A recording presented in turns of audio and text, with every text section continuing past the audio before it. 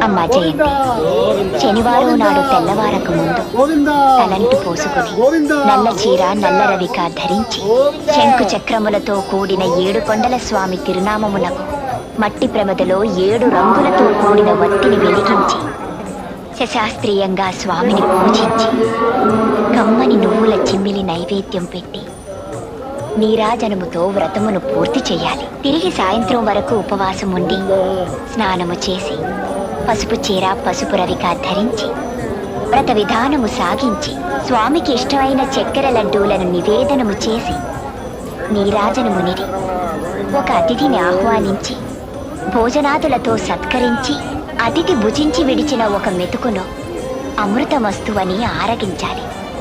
అప్పటికి ఆనాటి శనివార వ్రతం పూర్తవుతుంది. ఈ విధంగా 7 శనివారములు వ్రతమును చేసినచో ఉద్దేశించిన